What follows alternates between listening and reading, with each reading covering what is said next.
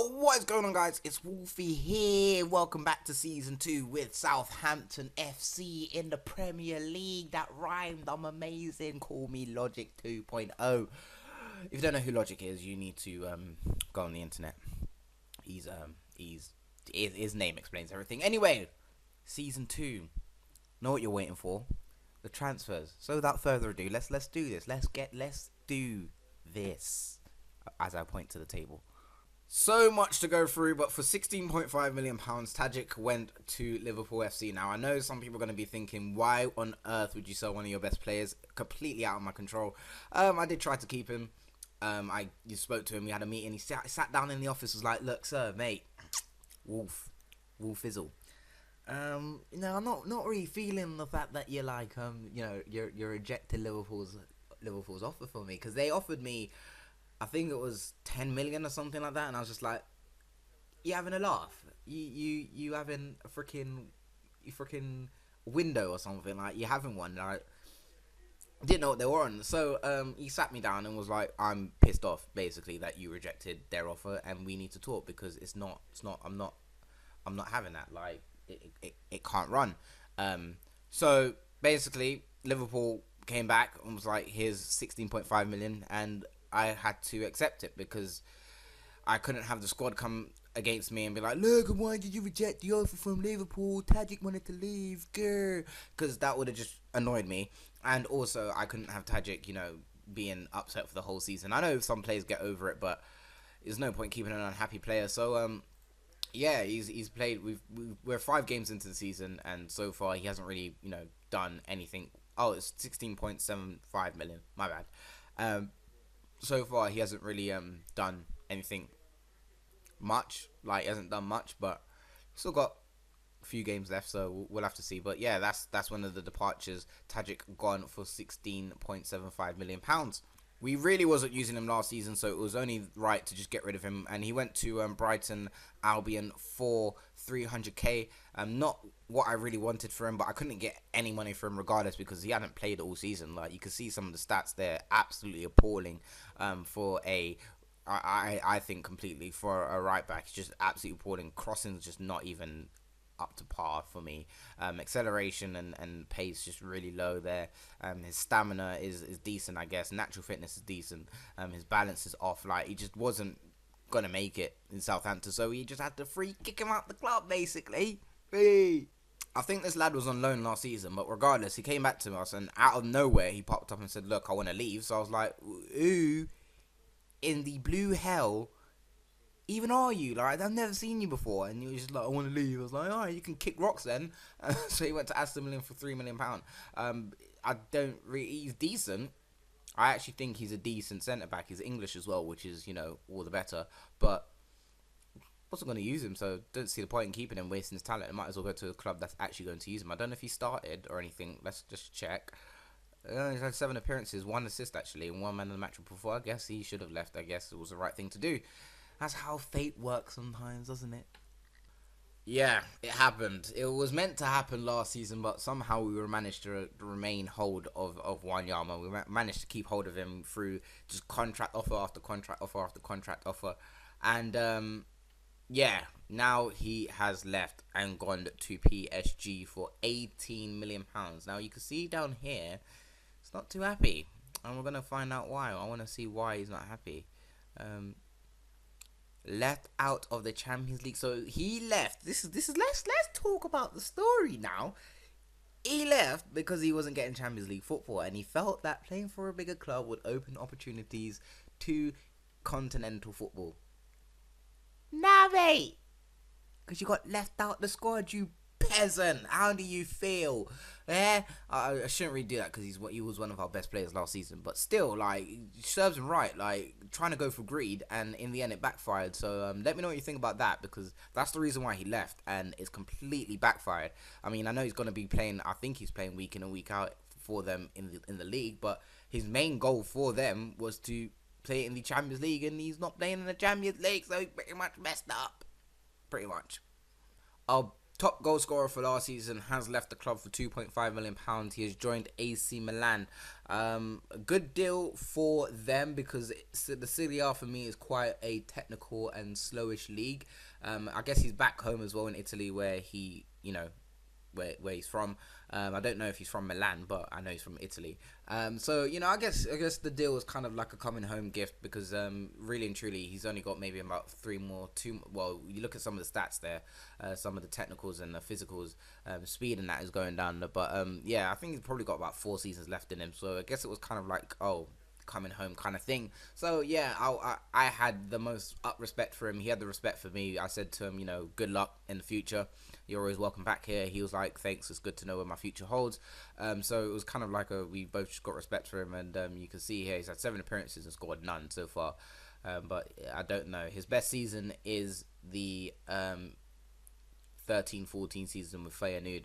28 appearances and scored 23 goals. Or actually this one when he was on loan to them, 29 appearances, 27 goals. These are his 2 best seasons, and he had his 3rd best season with Southampton, scoring 16 goals and 27 appearances. I don't know if he'll match that with AC Milan, but in total at his career, dude has scored 312 goals, 113 goals in 312 appearances. That's not too shabby. So that's happened. But let me know what you think about Pelle, or Pelle, I think his name. I really don't know, but whatever. Let me know what you think about that. But I guess it was kind of like mutual kind of thing, really.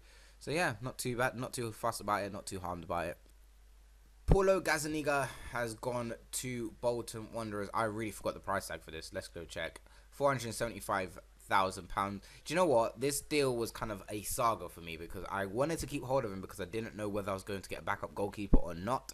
And with all the money I got, I was able to get one. And also, he just wasn't going to be used. So I was kind of thinking, I just might as well just kick him off. And he's gone to Bolton. I guess that's now, he's going to be one of their key players, which is probably why he left. But see that it says he's backup. So he was backup for us and he was backup for them. He should just back up and get out of football, really, I guess. Or just go to a lower side. I don't know. I feel sorry for him. Sorry. Just don't. No one talk to me about this. Like, just don't say anything in the comment section down below. But the offer we got for him was one you just can't refuse. I know he's an Englishman, and I know he's very talented, and I know Southampton fans love him. Way, but they offered me £20 million.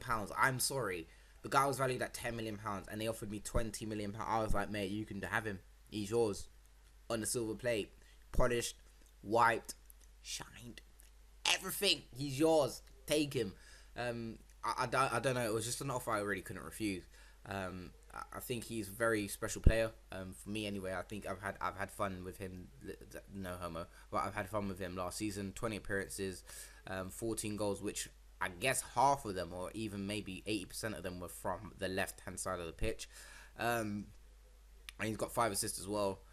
I guess it was a deal that he wanted to leave as well. The offer came and got to his head, and you could see the money's on as well. 73k per week.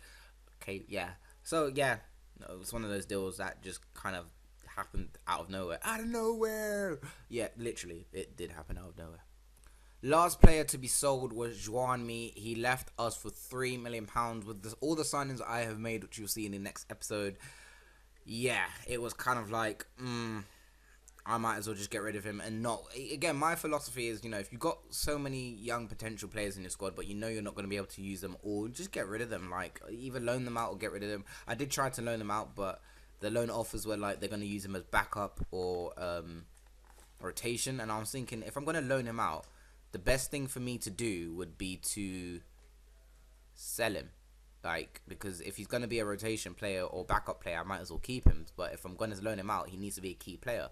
So I thought, because no one was giving him that option, the best thing to do was to just sell him off. And he went to Bournemouth. I know there are rivals. I get it. I know. I understand. But it's money. at the end of the day. It's money, and it was a player that we weren't going to use. However, he is beasting and feasting with them so far, having 7 appearances, scored 4 goals, and got 1 assist. So he's doing the bee's knees, I guess. Again, when you see stuff like this happening, I don't get upset about it. I just kind of see it as like it was meant to happen. It's fate. It was meant to happen. He's had a better start to the season than he has with us. I mean, he's almost played more games than he has, the same amount of games at Bournemouth as he has with us. We've had him for 8 appearances and only 1 assist, and he's had 7 appearances, 4 goals and 1 assist. So I guess this is going to be his time. They're in the Championship as well, if you didn't know, Bournemouth. So yeah. So lads, that is pretty much it. I am going to end this here. Part 2 will be in the next episode, where we will discuss the ins, and then we'll see how much we've spent and how much we've recuperated and stuff like that. And then we'll also probably take a look at how our fixtures have been this past couple of months. I think we're in October, so August and September, we'll take a look at that. So yeah, hopefully you've enjoyed this. Let me know what you think about the outs. I know some of them are a bit crazy, and you're gonna think you just literally broken your team in half. But again, I guess like 2 of them were completely out of my control, and a few of them like Joami and who else, that centre back, I forgot his name already. Great memory. That was kind of just just kind of needed to happen. And Jay Rodriguez, that deal just came out of nowhere. But when someone offers you £20 million, I'm sorry, you just kind of got to accept it. I feel like for someone, I don't think I'd ever be able to get £20 million for Jay Rodriguez ever again. So I kind of just had to do it. But anyway, let me know what you guys think. I know some people are gonna dislike or hate on the transfers that have happened in terms of the outs, but who cares? It's my team. So yeah, that's my. Just before you start hating and disliking and whatever, that's my, that's my philosophy of my saying. I really don't care. It's my team. If we go through the struggle, we go through the struggle. If I made the wrong choices, I made the wrong choices. It's all a part of Football Manager. So I will see you in the next episode. Peace.